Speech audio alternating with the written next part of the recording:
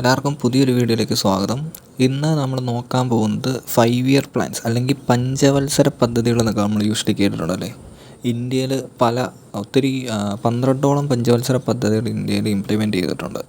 So അതെന്താണ്, എങ്ങനെയൊക്കെ implement ചെയ്ത് അല്ലെങ്കിൽ ഓരോന്ന് എന്തൊക്കെയാണെന്നാണ് നമ്മൾ നോക്കാൻ പോകുന്നത് ഇന്നത്തെ വീഡിയോയിൽ. സോ നമ്മൾക്ക് ഇനീഷ്യലി പറയുകയാണെങ്കിൽ എന്താണ്, അല്ലെങ്കിൽ ഈ ഒരു പർട്ടിക്കുലർ 5 ഇയർ പ്ലാൻ വന്നത് ഇന്ത്യൻ ഇൻഡിപെൻഡൻസ് കഴിഞ്ഞോടുകൂടിയാണ് വന്നത്. അതായത് ഇൻഡിപെൻഡൻറ്റ് ഇന്ത്യ ആയി കഴിഞ്ഞപ്പോഴത്തേക്കും നമ്മുടെ ഈ ഒരു എക്കണോമിക് ക്രൈസിസ്, അതുപോലെ ഡെവലപ്മെൻ്റ് ഒന്നും ഇല്ലാതെ കിടക്കുന്നു, അങ്ങനെ പല കാര്യങ്ങളൊക്കെ ഉണ്ടായിരുന്നു. അപ്പം ഇതൊക്കെ ഒന്ന് ശരിയാക്കണം, അല്ലെങ്കിൽ കുറച്ചുകൂടെ എക്കണോമിക്കലി ഇതാകണം, കുറച്ചുകൂടി ഡെവലപ്മെൻറ്റ് വരണം, കുറച്ചുകൂടി ഇൻഫ്രാസ്ട്രക്ചേഴ്സ്, ഇതൊക്കെ അതിൻ്റെയൊക്കെ ഒരു റാപ്പിഡ് ഇൻക്രീസ്, അല്ലെങ്കിൽ അതിനു വേണ്ടിയായിരുന്നു യൂഷ്വലി ഈ ഒരു പ്ലാൻ ഇൻട്രൊഡ്യൂസ് ചെയ്തത്. സോ നമുക്ക് ഇത് നോക്കുകയാണെങ്കിൽ ഈ ഒരു 5 ഇയർ പ്ലാൻ ഒരു പദ്ധതി അല്ലെങ്കിൽ ഇത് കൊണ്ടുവന്ന ഇനീഷ്യലി റഷ്യയിലായിരുന്നു, സോവിയറ്റ് യൂണിയനായിരുന്നു ഇനീഷ്യലി കൊണ്ടുവന്നത്. അത് 1928 ഈ ഒരു പദ്ധതി കൊണ്ടുവന്നത്. സോ അത് അന്നത്തെ റഷ്യൻ പ്രസിഡൻ്റ് അല്ലെങ്കിൽ ഇത് ആയിരുന്ന സ്റ്റാലിനാണ് ഈ ഒരു പർട്ടിക്കുലർ ഇത് കൊണ്ടുവന്നത്.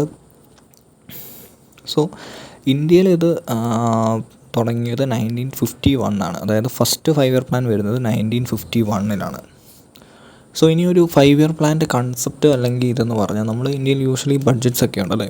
സോ ബഡ്ജറ്റ് എന്ന് പറയുമ്പോൾ സ്റ്റേറ്റ് അല്ലെങ്കിൽ സെൻട്രൽ ഗവൺമെൻറ് രണ്ടും ചെയ്യുന്നതാണ്. സോ അപ്പം നോക്കുവാണെങ്കിൽ ഈ ഒരു ബഡ്ജറ്റിനെ നമ്മൾ യൂഷ്വലി പ്ലാൻഡ് ബഡ്ജറ്റും അതുപോലെ നോൺ പ്ലാൻഡ് ബഡ്ജറ്റും ക്ലാസിഫൈ ചെയ്തിട്ടുണ്ട്.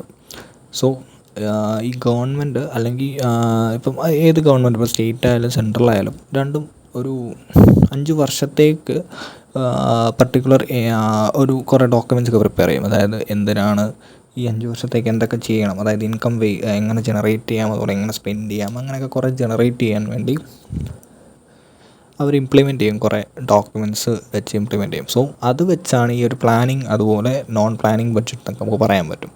സോ പ്ലാനിങ് ബഡ്ജറ്റ് എന്ന് പറയുമ്പോഴത്തേക്കും അതിനകത്ത് വരുന്നത് മേജർ പ്രയോറിറ്റീസ് വരുന്ന കുറേ കാര്യങ്ങളൊക്കെ ഉണ്ട്. അതൊരു 5 ഇയർ ബേസിലാണ് യൂഷ്വലി സ്പെൻഡ് ചെയ്യുമെന്ന് നമുക്ക് പറയാൻ പറ്റും. സോ അതുപോലെ നോൺ പ്ലാൻഡ് എന്ന് പറയുമ്പോഴത്തേക്കും നമ്മൾ റൊട്ടീനായിട്ടുള്ള കുറേ സംഭവങ്ങളൊക്കെ ഇല്ലേ, അതിനൊക്കെ വേണ്ടിയാണ് usually non planned budget usually set ചെയ്തതെന്ന് പറയാൻ പറ്റും. സോ ഇത് ഇനീഷ്യലി ഈ ഒരു 5 ഇയർ പ്ലാൻ അല്ലെങ്കിൽ ഇത് സെറ്റപ്പ് ചെയ്തത് നമ്മുടെ പ്ലാനിങ് കമ്മീഷൻ, അതായിരുന്നു ഈ ഒരു സെറ്റപ്പ് ചെയ്യുന്ന കമ്മീഷൻ അല്ലെ ബോഡി എന്ന് നമുക്ക് പറയാൻ പറ്റും. സോ അത് ഇനീഷ്യലി അതിൻ്റെ ഫസ്റ്റ് പ്ലാനിങ് കമ്മീഷൻ ചെയർമാൻ എന്ന് പറയുമ്പോഴത്തേക്കും obviously it was first prime minister of India, അതായത് നമ്മുടെ ജവഹർലാൽ നെഹ്റു ആയിരുന്നു അതിൻ്റെ ഫസ്റ്റ് ചെയർമാൻ എന്ന് നമുക്ക് പറയാൻ പറ്റും.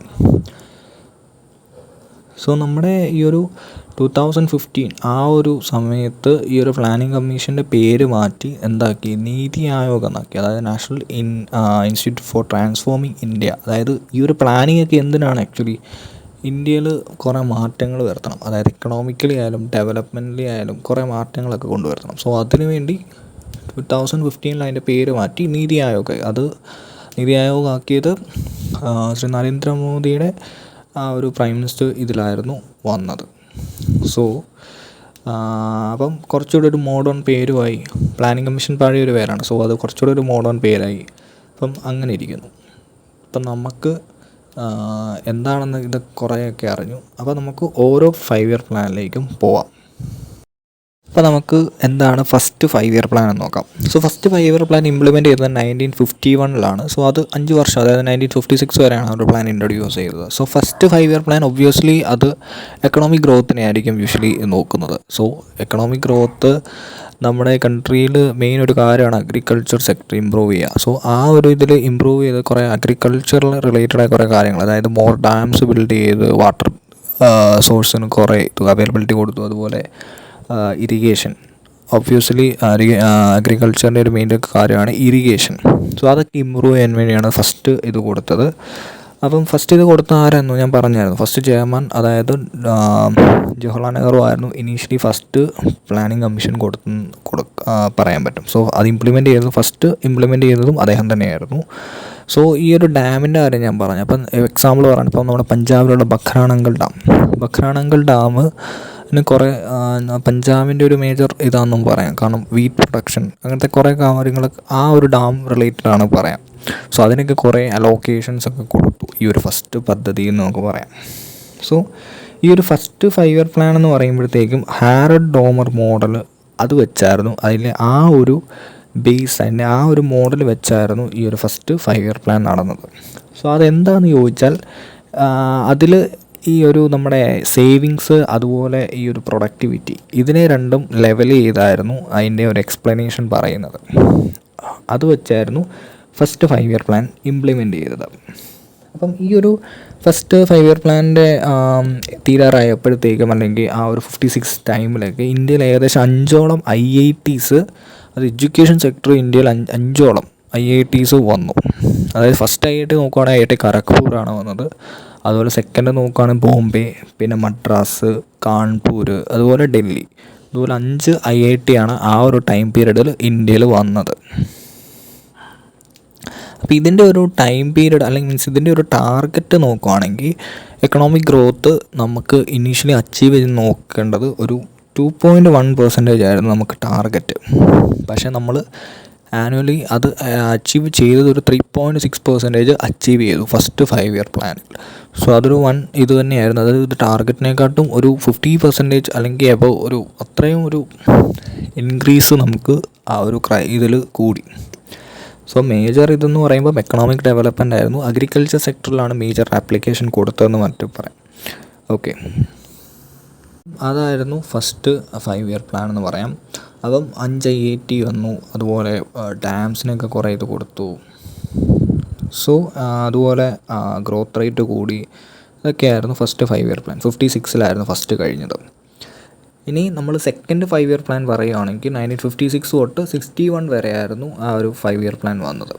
സോ അതിൻ്റെ ഒരു എന്താണെന്ന് ചോദിച്ചാൽ ഇൻഡസ്ട്രിയലൈസേഷൻ, അതായത് ഇന്ത്യയിൽ ഭയങ്കരമായിട്ടും ഇൻഡസ്ട്രിയലൈസേഷൻ കൂട്ടണം, അതുപോലെ പബ്ലിക് സെക്ടർ ഇത് ഭയങ്കരമായിട്ടും കൂട്ടണം എന്നൊക്കെ പറഞ്ഞായിരുന്നു സെക്കൻഡ് 5 ഇയർ പ്ലാൻ വന്നത്. അപ്പോൾ കുറേ കൂടെയൊക്കെ എക്കണോമിക് ഗ്രോത്ത് കൂടും. ഗ്രാജുവലി എക്കണോമിക് ഗ്രോത്ത് കൂടാനുള്ള മേജർ ഒരു കാരണമാണ് ഇൻഡസ്ട്രീസ്, അല്ലെങ്കിൽ ഇൻഡസ്ട്രീസ് എന്ന് വരുന്ന ഒരു ഇതുകൊണ്ട് മേജർ ഒരു GDP ഗ്രോത്ത് തന്നെയാണ് ഓരോ കൺട്രീസിനും ഉണ്ടാകുന്നത്. സോ അതുകൊണ്ട് റാപ്പിഡ് ഇൻഡസ്ട്രിയലൈസേഷൻ ഒരു മേജർ ഇതായിരുന്നു. പക്ഷേ അതുപോലെ അത്രയും ഒരു ഗ്രോത്ത് റേറ്റ് ഒന്നും പക്ഷേ അച്ചീവ് ചെയ്യാൻ പറ്റില്ല. കാരണം ഇൻഡസ്ട്രിയലൈസേഷൻ നടക്കണം, പക്ഷേ ആ ഒരു ഇൻഡസ്ട്രീസൊക്കെ സെറ്റപ്പ് ചെയ്യുക, അല്ലെങ്കിൽ ആ ഒരു ഇപ്പം പല ഇതും സെറ്റപ്പ് ചെയ്ത് കഴിഞ്ഞിട്ട് തകർന്നൊക്കെ പോകാറുണ്ടല്ലേ. സോ അങ്ങനെ ഒരു ബേസിസിലായിരിക്കണം ആ ഒരു ടാർഗറ്റ് അച്ചീവ് ചെയ്യാൻ പറ്റിയില്ല. അതായത് ടാർഗറ്റ് 4.5 ആയിരുന്നു, പക്ഷേ അവർ അച്ചീവ് ചെയ്തതിൽ 4.27 റേഞ്ചിലൊക്കെയാണ് യൂഷ്വലി അച്ചീവ് ചെയ്തത്. പിന്നെ ഈ ഒരു കമ്മീഷൻ അല്ലെങ്കിൽ ഒരു പ്ലാൻ നടത്തപ്പെട്ടത് നമ്മുടെ ഒരു PC മഹാലോപിനാസ് എന്ന് പറഞ്ഞ ഒരാളുണ്ടായിരുന്നു. അദ്ദേഹമായിരുന്നു ഈ ഒരു പ്ലാൻ ചെയർമാൻ, അല്ലെങ്കിൽ ആ ഒരു നടപ്പിലാക്കിയത്, ഇംപ്ലിമെൻ്റ് ചെയ്തത്. സോ അദ്ദേഹത്തെ പറ്റി ഒരു 2 വാക്ക് പറയുകയാണെങ്കിൽ നമ്മുടെ Indian statistical day, national statistical day അദ്ദേഹത്തിൻ്റെ ബർത്ത്ഡേ ആയിട്ടാണ് കണക്കാക്കപ്പെടുന്നത്. അതുപോലെ നമ്മുടെ പറയുകയാണെങ്കിൽ സ്വതന്ത്ര ഇന്ത്യയിൽ അദ്ദേഹമാണ് ആദ്യ ദേശീയ വരുമാനം കണക്കിലാക്കിയത് അദ്ദേഹമാണ്. ഓക്കെ, പിന്നെ ഈ ഒരു സെക്കൻഡ് 5 ഇയർ പ്ലാൻ നോക്കുകയാണെങ്കിൽ നമ്മുടെ ഗവൺമെൻറ് ഈ ഇമ്പോർട്ട് ചെയ്യുന്ന സാധനങ്ങൾക്ക് കുറേ ടാരിഫുകളൊക്കെ നൽകാൻ തുടങ്ങി. കാരണം അത് നമ്മുടെ ലോക്കലായിട്ടുള്ള ഇൻഡസ്ട്രീസിനൊക്കെ സപ്പോർട്ടാക്കി ഗവൺമെൻറ് ടാരിഫൊക്കെ ഇംപ്ലിമെൻ്റ് ചെയ്യാൻ തുടങ്ങി. ഓക്കെ, അപ്പം നമ്മുടെ ഇപ്പം നോക്കുകയാണെങ്കിൽ തന്നെ പഞ്ചായത്ത് ഇലക്ഷൻസ് ഒക്കെ ഉണ്ടല്ലേ. സോ ഈ ഒരു പഞ്ചായത്ത് ഇലക്ഷൻസ് വന്നത് തന്നെ ഈ ഒരു സെക്കൻഡ് 5 ഇയർ പ്ലാനിലാണ്. കാരണം ഈ ഒരു ഗ്രാസ് റൂട്ട് ലെവൽ തന്നെ ഡെമോക്രസി പോകണമെങ്കിൽ നമ്മൾ ഓരോ ഇൻഡിവിജ്വൽ, ഒബ്വിയസ്ലി ഇപ്പോൾ സ്റ്റേറ്റ് നോക്കുകയാണെങ്കിൽ കുറേ ഡിസ്ട്രിബ്യൂട്ടായി കിടക്കുന്നു. ഇപ്പോൾ ഡിസ്ട്രിക്റ്റ് നോക്കുകയാണെങ്കിൽ അവിടെയും കുറേ ഡിസ്ട്രിബ്യൂട്ടായി കിടക്കുന്നു. ഡിസ്ട്രിക്റ്റിൽ തന്നെ ഓരോ ഇതിലും എടുക്കുകയാണെങ്കിൽ അങ്ങനെ ഗ്രാസ് റൂട്ട് ലെവലിൽ നമുക്ക് പോകാൻ പറ്റും. സോ ആ ഒരു ബേസിസിലാണ് പഞ്ചായത്തി രാജ് വന്നത്, അല്ലെങ്കിൽ ആ ഒരു ഇത് സെക്കൻഡ് 5 ഇയർ പ്ലാനിലാണ് വന്നത്. ഓക്കെ, അത്രയായിരുന്നു സെക്കൻഡ് 5 ഇയർ പ്ലാൻ പറയുന്നത്. അതായത് ഇൻഡസ്ട്രിയലൈസേഷൻ ആയിരുന്നു അവിടുത്തെ മേജർ ഇത്. അതുപോലെ പക്ഷേ അത്രയും ഒരു ഇത് അച്ചീവ് ചെയ്യാൻ പറ്റിയില്ല. നമ്മൾ നോക്കാൻ പോകുന്നത് 3-ാം പഞ്ചവത്സര പദ്ധതിയാണ്. അതായത് 1961 ഇംപ്ലിമെൻ്റ് ചെയ്ത് 66 വരെ നീണ്ടു കിടന്ന 5 വർഷം. സോ അവിടെ നമ്മുടെ ഈ ഗ്രീൻ റെവല്യൂഷനെ പറ്റിയൊക്കെ എല്ലാവരും കേട്ടിട്ടില്ലേ? ഗ്രീൻ റെവല്യൂഷൻ ഇംപ്ലിമെൻ്റ് ചെയ്ത് ഈ ഒരു പർട്ടിക്കുലർ 50 ഇയർ പ്ലാനിൻ്റെ അണ്ടറിലാണ്. അപ്പം മേജർ ഒരു ഇത് തന്നെ എന്തായിരിക്കും, അഗ്രികൾച്ചറലായിട്ടുള്ള കുറേ എക്കണോമിക് ഗ്രോത്ത്സ്, അതുപോലെ അഗ്രികൾച്ചറൽ ഇമ്പ്രൂവ്മെൻറ്റ്സ്, വീറ്റിൻ്റെ പ്രൊട്ടക്ഷൻ അത് കൂട്ടുക എന്നൊക്കെയുള്ള ഇതായിരുന്നു ഈ ഒരു ഇതിൽ ഇൻക്ലൂഡ് ചെയ്തത്. പക്ഷേ ഈ ഒരു ഇതിൽ നമുക്ക് ടാർഗറ്റ് അത്ര അച്ചീവ് ചെയ്യാൻ പറ്റിയില്ല. കാരണം ഉണ്ട്, അതായത് നമ്മൾ ടാർഗറ്റ് വെച്ചത് ഒരു 5.6 ആയിരുന്നു. പക്ഷേ നമുക്ക് അച്ചീവ് ചെയ്യാൻ പറ്റുന്നുള്ളൂ 2.4% മാത്രമേ അച്ചീവ് ചെയ്യാൻ പറ്റുള്ളൂ. അപ്പോൾ ഇതിന് ഒരു മേജർ കാരണം എന്ന് പറയുമ്പോഴത്തേക്കും ഇന്ത്യയിൽ ആ സമയത്ത് യുദ്ധം നടക്കുമായിരുന്നു. അത് ഇൻഡോ ചൈന വാർ, അതുപോലെ ഇൻഡോ പാക് വാർ. സോ ഈ ഒരു ടൈമിൽ കുറേ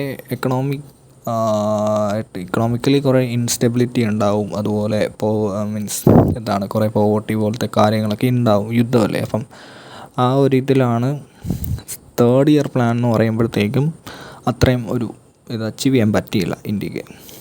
പിന്നെ അതായത് ഞാൻ പറഞ്ഞു, അതായത് ഒട്ടും ഒരു 50% പോലും ആ ഒരു ഗ്രോത്ത് അച്ചീവ് ചെയ്യാൻ പറ്റിയില്ല.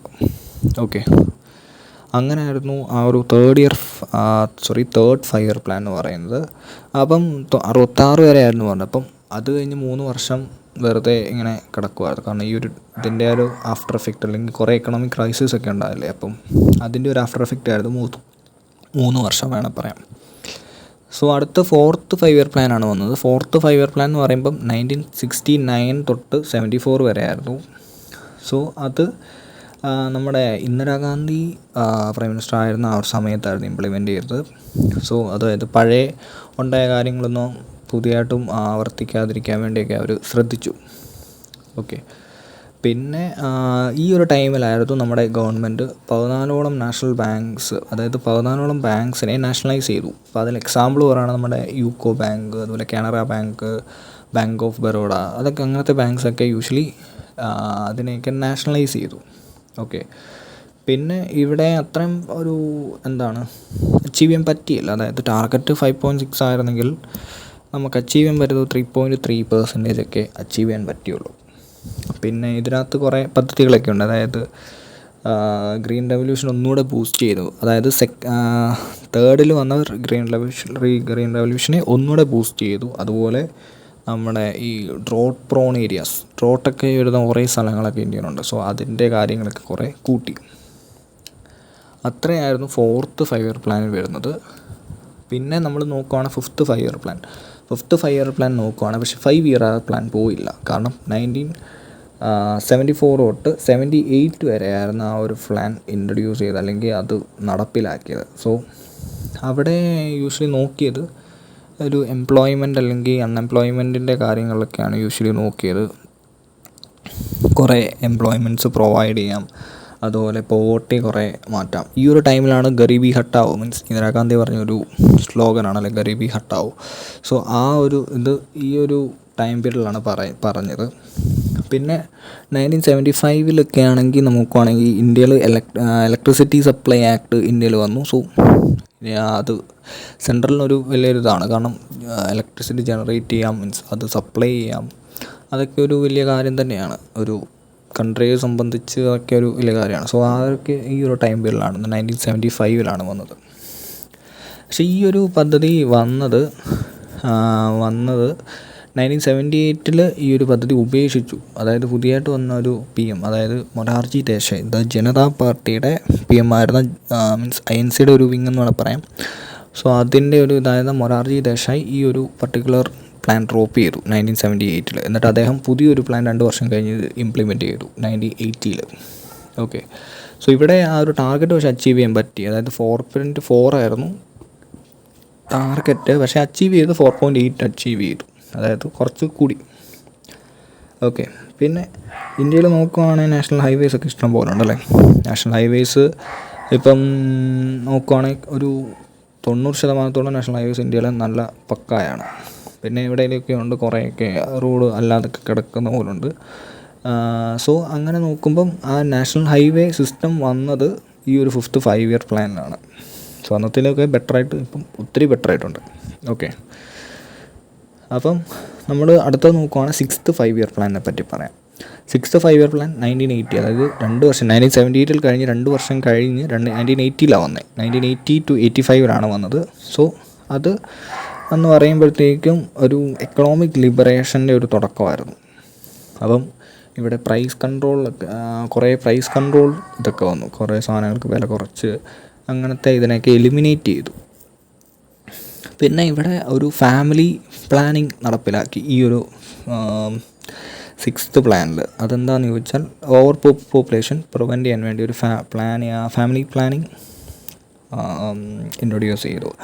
പിന്നെ നമ്മൾ യൂഷ്വലി കേട്ടിട്ടുള്ളൊരു വാക്കാണ് NABARD, national bank for agriculture and rural development. അത് ഈ ഒരു സിക്സ്ത് 5 ഇയർ പ്ലാനാണ് ഇന്ത്യയിൽ ഇൻട്രൊഡ്യൂസ് ചെയ്തത്. സോ അവരുടെ ടാർഗറ്റ് നമ്മൾ നോക്കുകയാണെങ്കിൽ 5.2 ആയിരുന്നു. പക്ഷേ അത് അച്ചീവ് ചെയ്യാൻ പറ്റിയത് 5.7% അച്ചീവ് ചെയ്യാൻ പറ്റി. പിന്നെയും കൂടി, അതായത് ഫിഫ്ത്തിലും ആ ഒരു സിക്സ്ത്തിലും പിന്നെയും കൂടി. ഓക്കെ, പക്ഷേ അടുത്തത് നമുക്ക് സെവൻത്ത് നോക്കുവാണെങ്കിലും അതുപോലെ തന്നെ കൂടും. പിന്നെ സെവൻത്തിൽ നയിച്ചത് അല്ലെങ്കിൽ അത് ആരുടെ അണ്ടറിലായിരുന്നു ചോദിച്ചാൽ രാജീവ് ഗാന്ധിയുടെ അണ്ടർഷിപ്പിലായിരുന്നു. സോ അത് ഇൻഡസ്ട്രിയൽ പ്രൊഡക്ടിവിറ്റി, അതായത് ഫസ്റ്റ് നമ്മൾ സെക്കൻഡ് 5 ഇയർ പ്ലാൻ വരെയാണ് ഇൻഡസ്ട്രിയൽ റെവല്യൂഷൻ്റെ ഒക്കെ ഇതായിരുന്നു പറഞ്ഞത്. സോ ആ ഇൻഡസ്ട്രിയലൈസേഷൻ കൂട്ടാൻ വേണ്ടി സെക്കൻഡിൽ പറഞ്ഞ പോലെ തന്നെ ഇവിടെ സെവൻത്തിലും പിന്നെയും ഇൻഡസ്ട്രിയൽ പ്രൊഡക്ടിവിറ്റിയുടെ കാര്യം അല്ലെങ്കിൽ ഇൻഡസ്ട്രിയലൈസേഷൻ്റെ കാര്യമാണ് പിന്നെയും പറയുന്നത്. ഓക്കെ, അപ്പോൾ ഇവിടെ ഇൻഡസ്ട്രിയലൈസേഷൻ പറയുന്നത് ടെക്നോളജി കുറച്ചുകൂടി ഇമ്പ്രൂവ് ചെയ്യുക, അല്ലെങ്കിൽ ടെക്നോളജിയുടെ യൂസ് കൊണ്ട് ആ ഒരു പർട്ടിക്കുലർ ഇത് കൊണ്ടുവരിക എന്നുള്ളതാണ് യൂഷ്വലി ഇമ്പ്രൂവ് ചെയ്തത്. അതുപോലെ നമുക്ക് പറയുവാണെങ്കിൽ ആൻറ്റി പോവേർട്ടി തന്നെ ഇപ്പം 3ാമത്തെ പ്രാവശ്യമാണ് നമ്മൾ പറയുന്നത്. ആൻറ്റി പോവേർട്ടി പ്രോഗ്രാംസൊക്കെ കുറേ നടത്തി. അതുപോലെ മോഡേൺ ടെക്നോളജി വെച്ച് പല കാര്യങ്ങളും നടത്തി ഇന്ത്യ ഒരു ഇൻഡിപെൻഡൻറ്റ് നേഷൻ ആക്കി. മീൻസ് ഇൻഡിപെൻഡൻറ്റ് നേഷൻ അല്ല, ഓൾറെഡി ഇൻഡിപെൻഡൻ്റ് ആയിരുന്നു, ഒരു ഇൻഡിപെൻഡൻറ്റ് എക്കോണമി ആക്കി മാറ്റിയെന്ന് വേണമെങ്കിൽ പറയാം. ഓക്കെ, പിന്നെ ഇവിടെ റേറ്റ് 5% ആയിരുന്നു. പക്ഷേ അത് അച്ചീവ് ചെയ്യാൻ പറ്റിയത് 6% അച്ചീവ് ചെയ്യാൻ പറ്റി. അത് പിന്നെയും കൂടി, അതായത് ഫിഫ്ത്ത് 6th 7th നോക്കുവാണെങ്കിൽ ഒരു 1 ഇൻക്രീസ് തന്നെയാണ് അവിടെ ഉണ്ടായത് ആ GDP ഗ്രേറ്റിൽ. ഓക്കെ, അടുത്ത ഇനി വരുവാണെങ്കിൽ 8th 5 ഇയർ പ്ലാനാണ്. 8th 5 ഇയർ പ്ലാൻ വരുമ്പം പിന്നെയും ഇൻഡസ്ട്രിയലിസ്റ്റിനെ മോഡേണൈസ് ചെയ്തു.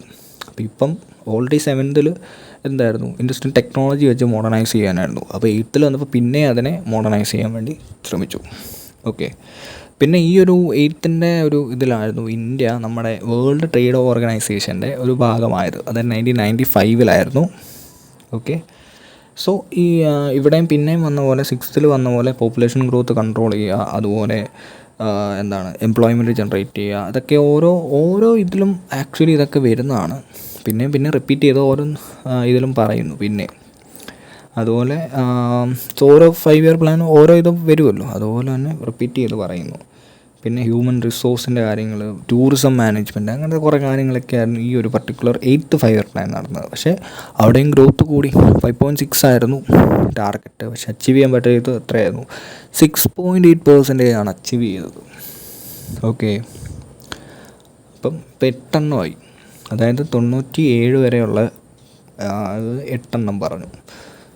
അടുത്തത് പറയുകയാണെങ്കിൽ 9th 5 ഇയർ പ്ലാൻ ആയിരുന്നു. 97 to 2002 ആയിരുന്നു. അപ്പം വാജ്പേയിയുടെ ആ ഒരു മീൻസ് ലീഡർഷിപ്പിലായിരുന്നു ഒരു പർട്ടിക്കുലർ നടന്നത്. സോ ഇവിടെയും പിന്നെയും പോവേർട്ടിയുടെ കാര്യം പറയുന്നുണ്ട്. പോവേർട്ടി എലിമിനേഷൻ ആയിരുന്നു അവിടെയും ഒരു മേജർ കാര്യം പറയാം. അതുപോലെ പബ്ലിക്കും പ്രൈവറ്റ് സെക്ടേഴ്സും അവർ രണ്ടും കൈ കൊടുത്ത് അല്ലെങ്കിൽ ഒരു എക്കണോമിക് ഡെവലപ്മെൻറ്റിന് കൈ കൊടുത്തു, അല്ലെങ്കിൽ ഇതിനൊക്കെ വേണമെങ്കിൽ പറയാൻ പറ്റും. സോ അങ്ങനത്തെ കാര്യങ്ങളൊക്കെ ഉണ്ട്. അതിൻ്റെ വേറൊരു ഫോക്കസ് അല്ലെങ്കിൽ അതിന് എന്താണെന്ന് ചോദിച്ചാൽ നമ്മുടെ ആൾക്കാരുടെ ജീവിത രീതി അല്ലെങ്കിൽ അവരുടെ ആ ഒരു ക്വാളിറ്റി ഓഫ് ലൈഫ്, അതൊക്കെ ഇമ്പോർട്ടൻ്റ് ആണ് ഈ ഒരു 9th 5 ഇയർ പ്ലാൻ നോക്കുവാണെങ്കിൽ. പിന്നെ primary education, self Reliance, higher secondary education, ഇതൊക്കെ യൂഷ്വലി പ്രൊവൈഡ് ചെയ്യുന്നത് എല്ലാം പറയുന്നുണ്ട്, നേരത്തെയും പറയുന്നുണ്ട്, ഇതിനകത്തും അതൊക്കെ തന്നെ പറയുന്നു. അപ്പം ടാർഗറ്റ് 7.1% ആയിരുന്നു. പക്ഷേ അച്ചീവ് ചെയ്യാൻ പറ്റുന്ന 6.8 മാത്രമേ അച്ചീവ് ചെയ്യാൻ പറ്റുള്ളൂ. അപ്പം പിന്നെ വന്നതാണ് 10th 5. അടുത്ത് നമ്മൾ നോക്കുന്ന 10th 5 ഇയർ പ്ലാനാണ്. 10th 5 ഇയർ പ്ലാൻ നോക്കുകയാണെങ്കിലും ഈ ഒരു പർട്ടിക്കുലർ ഗ്രോത്ത്, ഡെവലപ്മെൻറ്റ്, ഇതൊക്കെ തന്നെ ആയിരുന്നു. പക്ഷേ ഇവിടെ വേറൊരു കാര്യം അല്ലെങ്കിൽ ഒരു ഇമ്പോർട്ടൻ്റ് ഇതെന്ന് പറയുമ്പം അവിടെ പോവേർട്ടി പകുതിയായി, അതായത് ദാരിദ്ര്യം പകുതിയോളം കുറഞ്ഞു. അതുപോലെ നമ്മുടെ എംപ്ലോയ്മെൻറ്റ് ഒരു 8 കോടി ജനങ്ങൾക്ക് എംപ്ലോയ്മെൻറ്റ് കിട്ടി. പിന്നെ ഈ ഒരു ഇതിൽ തന്നെ പറയുന്നതാണ് ഒരു ടാർഗറ്റ് 8.8% ടാർഗറ്റ് അച്ചീവ് ചെയ്യണമെന്നായിരുന്നു. പക്ഷേ 7.6 അച്ചീവ് ചെയ്യാൻ പറ്റിയുള്ളൂ. പിന്നെ ഇതിനകത്ത് തന്നെ പറയുന്ന വേറൊരു കാര്യമാണ്, വേറെ കണ്ടിട്ടില്ലാത്തൊരിതാണ് ജെൻഡർ ഇക്വാളിറ്റി ഇതിനകത്ത് പറയുന്നുണ്ട്. അതായത് ഇപ്പോൾ ഏത് ഫീൽഡെടുത്താലും, എഡ്യൂക്കേഷൻ ഫീൽഡെടുത്താലും, ആ ഒരു വേജിൻ്റെ എടുത്താലും 2 പേർക്കും, അതായത് മെയിൽ ആൻഡ് ഫീമെയിൽ, ആ ഒരു ഇക്വാലിറ്റി വേണം. ഇപ്പം നേരത്തെയൊക്കെ ഇന്ത്യയിൽ നോക്കുകയാണെങ്കിൽ മെയിൽ ഡോമിനേറ്റഡ് ആയിരുന്നു പലതും. പക്ഷെ ഇപ്പോൾ അതൊക്കെ മാറി ഇപ്പോൾ ഓൾമോസ്റ്റ് എല്ലാം ഈക്വലാണെന്ന് നമുക്ക് പറയാൻ പറ്റും. സോ ആ ഒരു മെയിൽ ഡോമിനൻസി മാറി കുറച്ചൊരു ഫീമെയിൽ ഡോമിനൻസി കൂടെ കൊടുക്കാൻ വേണ്ടി മീൻസ് വേജ് പല കാര്യങ്ങളൊക്കെ ഈക്വലായിട്ട് ഡിസ്ട്രിബ്യൂട്ട് ചെയ്യണമെന്ന് പറഞ്ഞത് ഈ ഒരു ഇതിലാണ്. അടുത്തത് നമ്മൾ നോക്കുന്നത് 11th 5-year പ്ലാനാണ്. സോ അത് ഹയർ എഡ്യൂക്കേഷൻ, അതായത് ഐ ടി ഇൻഡസ്ട്രീസൊക്കെ അല്ലേ, സോ അതിൻ്റെയൊക്കെ ഒരു ഇത് ഡിസ്റ്റൻ്റ് എഡ്യൂക്കേഷൻ അങ്ങനത്തെ കാര്യങ്ങളൊക്കെയാണ് യൂഷ്വലി ഫോക്കസ് ചെയ്തത്. പിന്നെ എൻവയോൺമെൻറ്റൽ സസ്റ്റൈനബിലിറ്റി, അതുപോലെ ജെൻഡർ ഇൻഇക്വാളിറ്റി, പിന്നെയും ജെൻഡർ ഇക്വാളിറ്റി ഇതിനകത്ത് വരുന്നുണ്ട്, അത് കുറയ്ക്കുക, അങ്ങനത്തെ കാര്യങ്ങളൊക്കെ ഉണ്ട്. പിന്നെ ഈ ഒരു ഇതിനകത്തായിരുന്നു ക്ലീൻ ഡ്രിങ്കിങ് വാട്ടർ ഇന്ത്യയിൽ പ്രൊവൈഡ് ചെയ്യണമെന്നുള്ള ഒരു ഇത് വന്നത്. 2009 ആ ഒരു പർട്ടിക്കുലർ ഇത് ഇംപ്ലിമെൻറ്റ് ചെയ്തത് 11th 5-year പ്ലാനിൽ. സോ 9% ടാർഗറ്റായിരുന്നു, 8% അച്ചീവ് ചെയ്യാൻ പറ്റുള്ളൂ. സോ ലാസ്റ്റ് വണ്ണാണ് 12th 5-year പ്ലാൻ. അത് അവിടെയും നമ്മുടെ 10th പറഞ്ഞ പോലെ കുറച്ചുകൂടെ ഒരു ഇൻക്ലൂസീവ്, അതൊരു സസ്റ്റൈനബിൾ ഗ്രോത്ത് ഒക്കെ ആയിരുന്നു. പിന്നെ ഇൻഫ്രാസ്ട്രക്ചർ സ്ട്രെങ്ത് ചെയ്യുക, അതുപോലെ ഇലക്ട്രിസിറ്റി സപ്ലൈ, എല്ലാ ഗ്രാമങ്ങളിലും ഇലക്ട്രിസിറ്റി സപ്ലൈ കൊടുക്കുക, അങ്ങനത്തെ കാര്യങ്ങളൊക്കെ ഉണ്ടായിരുന്നു. പിന്നെയും ജെൻഡർ ഇക്വാളിറ്റിയുടെ കാര്യം വന്നു. അതായത് 10th നോക്കുവാണെങ്കിലും ഉണ്ട്, 11th നോക്കുവാണെങ്കിലും, ഇതിപ്പോൾ 12th നോക്കുവാണെങ്കിലും ജെൻഡർ ഇക്വാളിറ്റി വന്നു.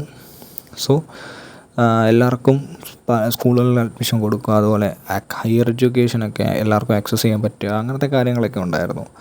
പിന്നെ നോക്കുകയാണെങ്കിൽ നമ്മുടെ ആ ഒരു ട്രീസ്, പ്ലാന്റ്സ്, അതിൻ്റെയൊക്കെ ആ ഒരു ഇത് 1 million ഹെക്ടറോളം കൂട്ടുക ഓരോ വർഷവും. എന്നിട്ട് ഓരോ ഓപ്പർച്യൂണിറ്റീസും നോൺ ഫാമിംഗ് ഏരിയസിലും കൊടുക്കുക, അങ്ങനത്തെ കാര്യങ്ങളൊക്കെ ഉണ്ടായിരുന്നു. ടാർഗറ്റ് നമ്മൾ നോക്കുകയാണെങ്കിൽ 9% ആയിരുന്നു, പക്ഷേ അച്ചീവ് ചെയ്യാൻ പറ്റുന്നത് 8% ഉള്ളായിരുന്നു. അപ്പം ഇത്രയായിരുന്നു ഓരോ 5 പഞ്ചവത്സര പദ്ധതികൾ നമുക്ക് പറയാൻ പറ്റും. അപ്പം 1951 തൊട്ട് 2017 വരെ ആയിരുന്നു അത്രയും. അതായത് 12ഓളം പഞ്ചവത്സര പദ്ധതികളാണ് ഇന്ത്യയിൽ വന്നത്. ഓക്കെ, അപ്പം ഓരോന്നും അങ്ങനെയാണ്. അപ്പം വീഡിയോ എല്ലാവർക്കും ഇഷ്ടമായെന്ന് വിചാരിക്കുന്നു. ചാനൽ സബ്സ്ക്രൈബ് ചെയ്യുക, ലൈക്ക് ചെയ്യുക, ഷെയർ ചെയ്യുക. പുതിയ വീഡിയോ ആയി വേറൊരു ദിവസം വരാം.